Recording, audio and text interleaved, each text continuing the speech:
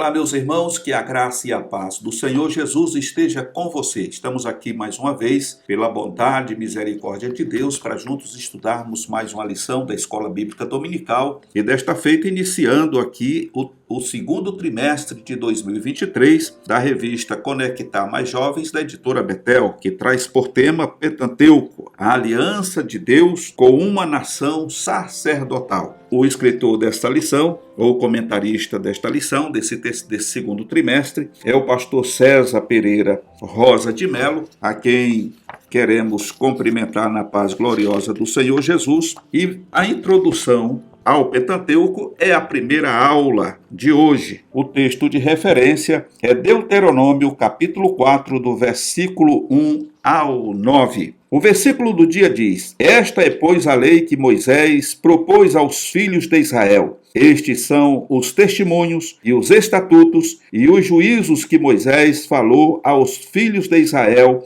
havendo saído do Egito. Deuteronômio capítulo 4, do versículo 44 a 45. O Pentateuco tem como tema a aliança de Deus com Israel, uma nação sacerdotal que recebeu a missão de levar a salvação às demais nações. Esse é o versículo da verdade aplicada. É o texto de referência para os irmãos que têm aí a Bíblia e quiser ler, está registrado em Deuteronômio capítulo 4, do verso 1 ao 9. Os objetivos da lição de hoje, irmãos, são três. O primeiro deles é entender o termo Pentateuco. Segundo, conhecer a vida de Moisés e seus escritos. E terceiro, compreender os livros que compõem o Pentateuco. E a nossa oração hoje é para que as verdades reveladas no Pentateuco possam nos fazer compreender melhor o Novo Testamento. Então nós vemos aqui, meus amados irmãos, que esses 5 livros que compõem o Pentateuco, eles são a base de todas as Escrituras. E tendo conhecimento de tudo que Deus fez, de tudo que Deus realizou, de tudo que Ele exigiu e exige do seu povo, nós poderemos compreender melhor o Novo Testamento. A introdução vem dizendo, o Pentateuco é considerado o alicerce dos demais livros da Bíblia, pois através das revelações contidas nele se construiu a teologia do Antigo Testamento e a história de Israel como nação escolhida de Deus. Louvado seja Deus. Num pequeno resumo, a gente pode sintetizar isso aqui dizendo, Deus, sempre o início, lá no Gênesis, no princípio, Deus sempre quis habitar junto ao homem. Deus desejou sempre ter uma comunhão estreita com o homem. Então, nós vemos ali através do primeiro casal, Adão e Eva, que Deus, na viração do dia, vinha conversar com Adão, saber como tinha sido o seu dia e etc., trocar ideias e etc. Até porque Deus colocou na mão de Adão e Eva o governo da terra, o governo do Éden. Tudo estava debaixo da sua mão. Então Deus, ele tinha prazer em vir conversar com Adão. A partir do momento em que Adão desobedece à ordem de Deus e cai em transgressão, Deus expulsa Adão do jardim do Éden, mas Deus não desiste, de manter comunhão com o homem. Então ele faz promessas a Noé, pois Noé foi um dos que se conduziu com integridade diante de Deus. Depois ele renova essa promessa com Abraão, com Isaac, com Jacó, até que chega no ápice, quando lá na saída do Egito, no Êxodo, nós encontramos ali aproximadamente, segundo os historiadores, 3 milhões de pessoas. Então, já não eram 72 almas quando entraram no Egito, mas agora era o número de 3 milhões de pessoas. E o Senhor tira esse povo, através da sua mão forte, através do seu poder e através da ferramenta que ele tinha no momento, que era Moisés. Então ele tira o povo de Israel ali do Egito, fazem eles atravessar o Mar Vermelho, leva eles ao deserto, porque era necessário, antes de entrar na Terra Prometida, eles precisavam passar por essa escola. Eu já disse em outros vídeos que o povo de Israel, durante os 430 anos aproximadamente que eles ficaram debaixo da escravidão no Egito, eles aprenderam outros costumes, muitos se afastaram de Deus, não tinham tinham mais comunhão com Deus, eram poucas as pessoas que tinham comunhão com Deus ali, e muitos tinham se habituado às condições que viviam ali no Egito, tendo assim seguido o modus vivendo, as vaidades, a cultura e tudo mais. Então, quando eles chegam no deserto, o Senhor ali entrega para Moisés as leis, né, os regulamentos, as condições para que essas pessoas pudessem agora ser formadas de uma maneira diferente daquela que eles estavam acostumados a viver ali no Egito. Depois o Senhor manda implantar ali, né, o tabernáculo. Deus passa a habitar no meio do seu povo. Como eu disse a princípio, se você olha no mapa geográfico, você vai perceber, né, quando da construção do tabernáculo, que o tabernáculo foi montado no meio e em toda a volta do tabernáculo foi construído ali as tendas do povo de Israel. Então Deus sempre almejou morar no meio do seu povo. E ali Deus queria, como já dissemos aqui na lição, um povo, né, sacerdotal, um povo que adorasse o Senhor na beleza da sua santidade, um povo exclusivo para Deus. Então Deus sempre almejou isto, e Deus, ele trabalhou, ele se empenhou para que isso se tornasse uma realidade. Louvado seja o nome do Senhor Jesus. Portanto, meus amados irmãos, eu tenho convicção de que essas 13 aulas, elas serão importantíssimas para nós entendermos os fundamentos, a base de todos esses 5 livros, que inclusive deles tem a Torá, né? A Torá, ela contém esses 5 livros, que é a base de toda a cultura israelense. Vamos dizer assim, de todo o povo judeu. Meus amados irmãos, o ponto-chave vem dizendo que o Pentateuco mostra a grandeza de Deus ao criar o mundo e revela seu amor ao formar o homem conforme a sua imagem, segundo a sua semelhança. Então aqui está o ponto-chave, aonde nós vemos registrado aí na Torá, ou nesse Pentateuco, né, a grandeza de Deus ao criar o mundo e revelar seu amor ao formar o homem conforme a sua imagem e segundo a sua semelhança. De toda a criação, irmãos, de tudo aquilo que Deus criou, né, no universo, na terra e fora da terra, né, nós sabemos que o homem se tornou e é a coroa da criação, porque é o único ser vivente que traz dentro dele o fôlego da vida, uma partícula de Deus, aleluia, o Espírito de Deus. É por isso que o homem, ele não morre, né? Porque quando esse corpo finito, e nós sabemos que é finito, ele se desfalece, a Bíblia registra que esse corpo volta ao pó, mas o fôlego, o espírito, a consciência volta para Deus. Então é importante nós entendermos estas bases das Escrituras para que possamos compreender todo o resto, inclusive, né, na nova aliança através do Senhor Jesus Cristo. O primeiro tópico vem falando sobre o conceito ou o termo Pentateuco. A expressão Pentateuco é derivado do grego, dando ideia do livro de 5 volumes. São eles o Gênesis, o Êxodo, o Levítico, o Números e Deuteronômio. Os judeus chamavam essa coletânea de lei, ou lei de Moisés, devido às ordenanças dadas por Deus a Moisés. No primeiro ponto, o livro de Gênesis, em especial, retrata acontecimentos anteriores ao nascimento de Moisés. Por isso, o que Moisés escreveu acerca da criação do mundo e do homem, bem como o desenvolvimento da raça humana, fora revelado pelo próprio Deus. Não sabemos ao certo quando se deu essa revelação, mas o texto mostra que Moisés desfrutava de íntima comunhão com Deus, conforme registra Deuteronômio 34, verso 10 a 12, e sabemos também que Moisés tinha acesso à genealogia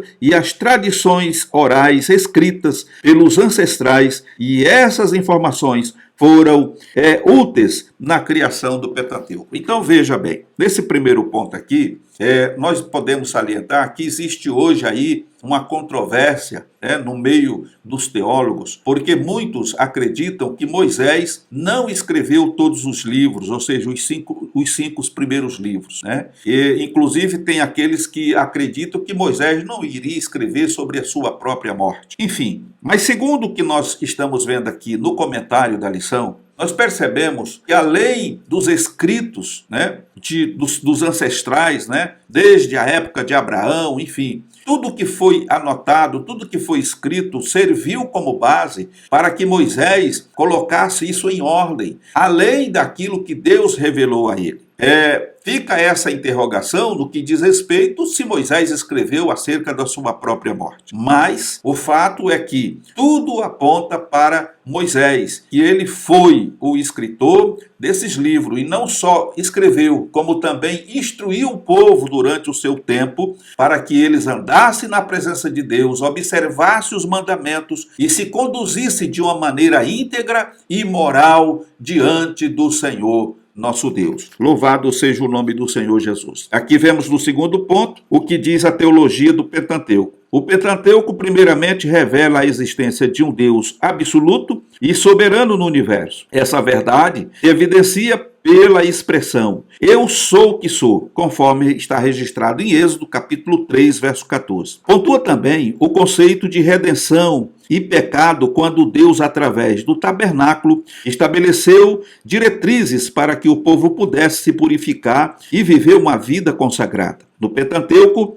percebemos também que na queda de Adão e Eva, Deus, em sua íntima graça, vai atrás do homem e faz a promessa do Redentor que viria para redimir a humanidade. Os conceitos teológicos abordados no Pentateuco mais tarde darão lugar à teologia do Novo Testamento. Então veja que Deus criou e Deus formou todas as coisas, mas eu costumo dizer, irmãos, que Deus nunca foi apanhado de surpresa. Deus, ele sempre teve a resposta para todas as questões, porque como ele é atemporal, para ele não tem passado, nem presente, nem futuro, então automaticamente ele sabe de todas as coisas, porque ele é onisciente. Então quando Adão e Eva caem em transgressão, Deus vai atrás do homem. Não foi o homem que procurou Deus, mas Deus procura o homem para voltar a ter comunhão com ele. Então Deus dá a eles todas as diretrizes, manda construir o tabernáculo, ele dá as leis morais que eles precisavam ali para poder se purificar do pecado. Quando alguém pecava, o que deveria fazer, como deveria fazer, e para isso ele instituiu o sacerdócio, para que estivesse diante de Deus e do povo, para que pudesse interceder e oferecer o sacrifício de limpeza, de purificação, de libertação para o povo de Israel. E tudo isso era figura do que iria acontecer na plenitude do tempo, quando Jesus viria como Cordeiro de Deus, que tira o pecado do mundo para operar o único e suficiente sacrifício, de uma vez por toda, para que todos aqueles que olhassem para o Cristo e crescem nele como o Cordeiro de Deus, pudessem ser libertos dos seus pecados. Louvado seja o nome do Senhor Jesus. Então, meus amados irmãos, Deus elegeu o povo hebreu com 3 finalidades. Primeiro, ser depositário da sua palavra. Segundo, testemunhas exclusivas de Deus, ou seja, dar testemunho de Deus diante das nações. E terceiro, revelar a salvação através do Redentor Jesus Cristo. Depositário da sua palavra. Segundo, testemunha exclusiva de Deus diante das nações e revelar o Cristo, né, o nosso Redentor e Salvador. No segundo tópico, nós vamos aqui conhecer o autor do Pentateuco. Vamos falar um pouco mais sobre ele. Um dos maiores personagens, né, da história do Antigo Testamento foi Moisés. Ele se destacou tanto como líder do povo hebreu, como também em seu relacionamento com Deus, a ponto de ver Deus pelas costas. Seus escritos são informações valiosíssimas no que tange à compreensão das Escrituras. Então nós vemos que Moisés foi um homem que teve uma comunhão muito estreita com Deus. Oxalá que possamos chegar também nesse nível, né, irmãos, de poder termos uma comunhão com Deus, né, verdadeira. Não é aquela comunhão disfarçada, aquela comunhão que não que apenas engana as pessoas que estão na nossa presença, que estão ao nosso redor, mas que possamos ter uma comunhão. Alguém que Deus fala, porque Deus falava com Moisés face a face. E Moisés não se contentou em apenas ouvir Deus falar, mas ele quis ver a glória de Deus. E Deus disse a Moisés: ninguém pode ver a minha face e continuar vivo. Nunca ninguém viu a minha face, mas já que eu tenho uma comunhão real com você, então você vai ver a minha glória assim. Mas quando eu me aproximar, você vai entrar na fenda daquela rocha e você vai me ver pelas costas. E isso foi suficiente, irmãos. Depois de 40 dias e 40 noites, quando ele desce do monte, lá do Monte Sinai, as pessoas que estavam ali, o povo de Israel, não conseguiam olhar para o rosto de Moisés, porque o seu rosto brilhava. Louvado seja o nome do Senhor. Então, além, irmãos, de uma comunhão perfeita com Deus, Moisés também era um homem que jejuava 40 dias e 40 noites na presença de Deus. Não comeu, não bebeu. Então era um homem que tinha uma plena comunhão com Deus. Nós, muitas vezes, irmãos, nos abstemos de jejuar, de orar, de ler as Escrituras, mas queremos poder, queremos autoridade, queremos uma série de coisas e ficamos só querendo, porque estas coisas santas e sagradas, elas só acontecem quando nós nos tornamos sagrados para Deus, quando nós nos tornamos santo. Santo quer dizer separado de todas as coisas, quando nós quebrantamos o nosso corpo, quando nós nos sacrificamos, e este é o verdadeiro sacrifício. Nós não precisamos queimar animais hoje como no tempo da lei, porque o sacrifício é nosso. O sacrifício perfeito Jesus já fez, mas nós precisamos sacrificar o nosso eu, fazer morrer a vida da alma, para que a vida do Espírito ela possa prevalecer e assim possamos estar em plena comunhão com o Senhor através do Espírito Santo. Mas vejamos que Moisés foi um homem forjado por Deus, desde o seu nascimento. Moisés é perceptível e o poder da mão invisível de Deus guiando, preservando e acompanhando seus passos de forma sobrenatural. A vida de Moisés foi preservada diante da matança orquestrada por Faraó. Aqui nós vemos que o Faraó, com medo da nação de Israel, ele faz um decreto em que todas as crianças, todos os bebês do sexo masculino deveriam ser jogados para os crocodilos no Rio Nilo, apenas deixando escapar as meninas. E nesse período foi que nasceu Moisés. Por um tempo, Joquebede conseguiu, se não me falha a memória, por 3 meses, Joquebede conseguiu guardar aquela criança. Mas chega um momento em que não tinha como escondê-la. Então Joquebede, direcionada por Deus, porque eu tenho convicção de que foi Deus que direcionou todas as coisas, Deus preparou tudo o que precisava, ela fez ali um pequeno cesto, betumou aquele cesto, forrou com as cobertinhas do bebê Moisés, colocou ele dentro e soltou no rio Nilo. E a sua irmã Miriam, conforme as escrituras relatam, foi acompanhando para ver que fim seria daquele cesto e da criança. Mas nesse interim, Deus faz com que a princesa, filha de Faraó, ela sinta desejo de tomar banho no Nilo e ela vai com as suas servas exatamente no momento em que Moisés estava descendo pelas águas do rio Nilo. E de repente, ao se aproximar da princesa, aquele cesto ele fica ali preso no meio dos juncos e Moisés chora. No momento em que Moisés chorou, aquela princesa já se apaixonou e pede para suas servas ir ver o que estava acontecendo e tirar aquela criança de lá. E quando ela pega a criança nos seus braços, a paixão aumentou, o amor cresceu, até porque aquela princesa não tinha filhos. E ela adota aquela criança como seu filho. E Miriam, usada pelo Senhor, vendo a alegria da princesa, embora a sua serva diga, mas ele é hebreu. E o seu pai, o rei, mandou matar. Ela falou, não vou matar. Então, Miriam se aproxima e diz, você não vai precisar de uma ama de leite, eu conheço uma que pode ajudar essa criança, amamentar essa criança. E a princesa imediatamente não quis nem saber quem era aquela menina,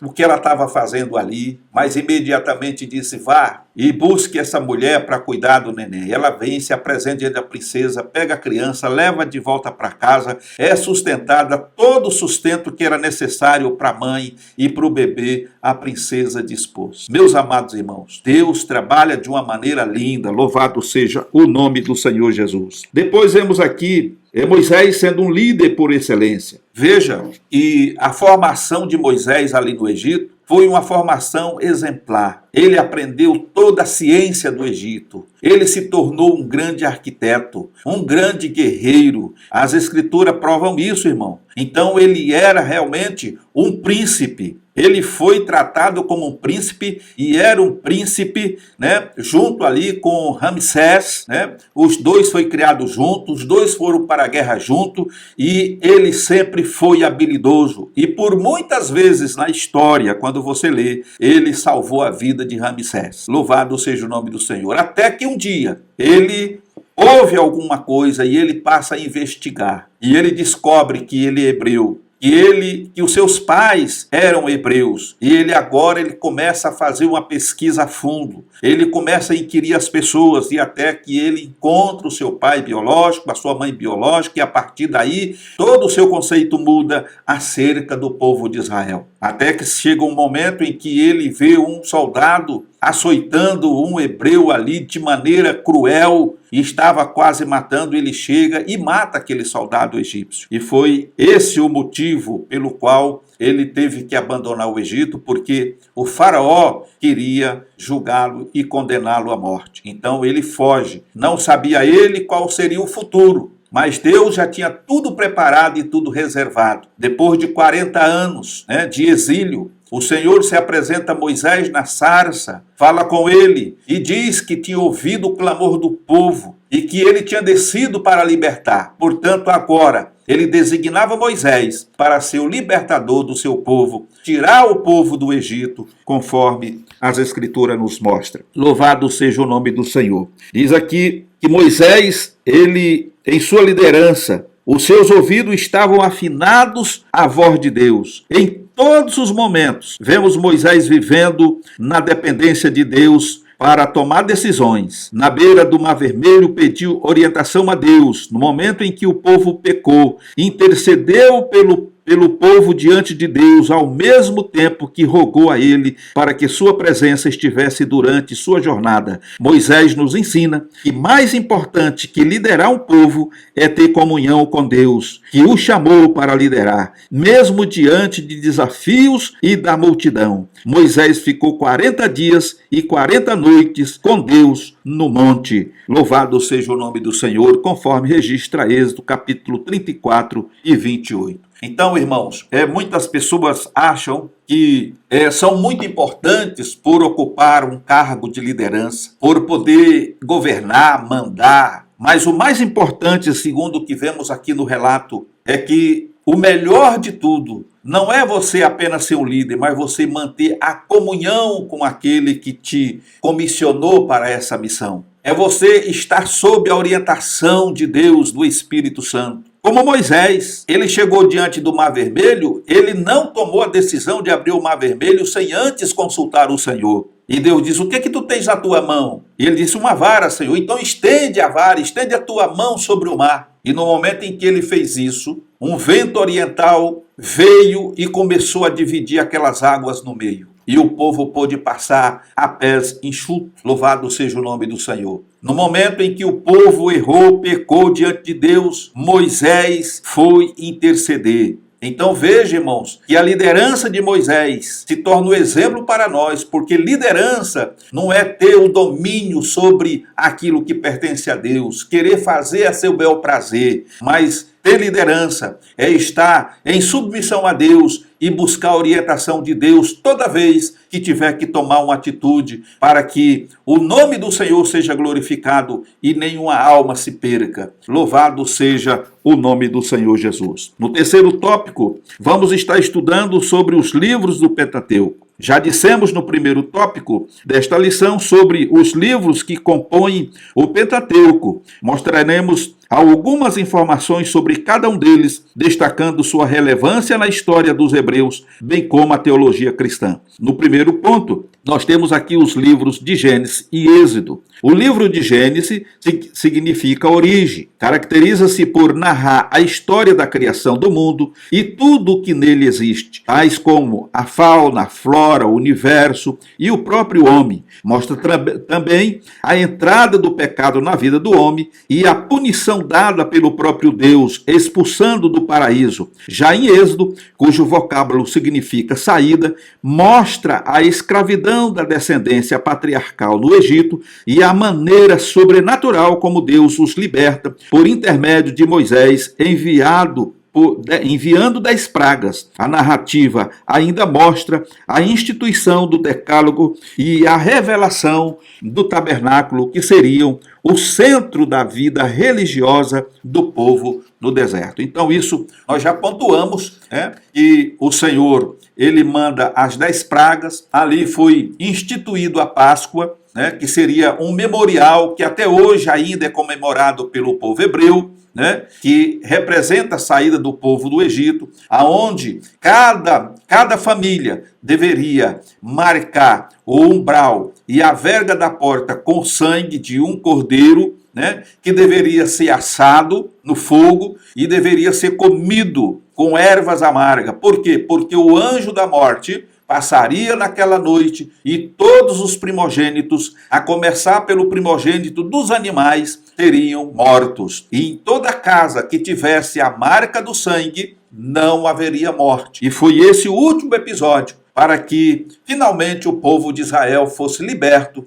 da terra do Egito e fosse cultuar o Senhor no deserto, conforme era a mensagem de Moisés e de Arão. Depois nós vemos aqui no ponto 2, os livros de Levítico, Número e Deuteronômio. O nome do livro de Levítico mostra seu propósito, que pontuava as leis e cerimoniais, que o povo deveria obedecer como meio de se relacionar com Deus e viver uma vida de devoção ao verdadeiro Deus. O livro de Números, além de mostrar o recenseamento do povo, pontua detalhes da peregrinação no deserto, bem como os milagres e conquistas. Já no livro de Deuteronômio, que significa segunda lei, percebemos o cuidado de Moisés em repetir a lei para o povo, visto que seus dias estavam findando e o povo estava perto de herdar a terra prometida. Estes livros mostram a revelação e o cuidado de Deus com seu povo. Então, o último livro, Deuteronômio, Moisés faz uma revisão das leis, uma revisão no sentido de relembrar a todo o povo o que Deus estava determinando através das leis, para que o povo cumprisse. Então, meus amados irmãos, nós vemos nesses 5 livros o cuidado de Deus em todo o tempo, desde o Gênesis, desde a criação, para que o homem se volte para Deus, vivendo em pureza, em santidade e em plena comunhão com o Senhor. Durante esse período, muitos animais foram sacrificados, mas na nova aliança, na dispensação da graça, na plenitude do tempo, veio Jesus como Cordeiro de Deus que tira o pecado do mundo. E por intermédio dele, hoje nós somos purificados por intermédio do seu sangue, fomos resgatados das amarras do pecado e hoje vivemos em novidade de vida, temos liberdade para servir ao Senhor e de ter plena comunhão com Ele. Tudo depende de cada um de nós, como já disse a princípio, em buscar o Senhor com um coração quebrantado, um coração sincero, porque Deus não ouve a pecador, mas se esse homem é temente, essa mulher é temente, tem um coração sincero, a esse Deus ouve. E até porque hoje, irmãos, nós não somos qualquer um. Nós somos hoje filhos de Deus, porque Deus nos recebeu como seus filhos. Fazemos parte da família de Deus. Somos herdeiros de Deus e co-herdeiros com Cristo, para a glória do seu santo nome. Chegando à conclusão, dizemos que o Pentateuco mostra o relacionamento de Deus com a humanidade, objetivando exclusividade ao pacto e obediência aos seus mandamentos. Tudo isso está resumido aqui na conclusão. Deus, ele quer ter um relacionamento com a humanidade. E o objetivo e exclusividade ao pacto é a obediência aos seus mandamentos. Então essa última parte pertence a nós, porque Deus quer esse relacionamento. E o objetivo de Deus é que nós tenhamos esta aliança, né, perfeita. Não venhamos quebrar a aliança e sigamos o que está registrado nas Escrituras através dos mandamentos. Meus amados irmãos, chegamos ao final desta primeira aula. Que Deus continue te abençoando. Obrigado por estar conosco. Deixe o seu like. Você que não é inscrito no canal, se inscreva. Você deixa aí o sininho ativado para que você seja notificado das postagens que fazemos aqui. E você também pode nos ajudar, né? Divulgando esse trabalho através das suas redes sociais, através do WhatsApp. Ok, meus amados irmãos? Estamos aqui trabalhando para o Senhor e o nosso intuito, o nosso objetivo é passar para você tudo aquilo que Deus tem nos mostrado através das lições da Escola Bíblica Dominical. Que Deus em Cristo te abençoe e até uma próxima oportunidade, se assim Deus nos permitir.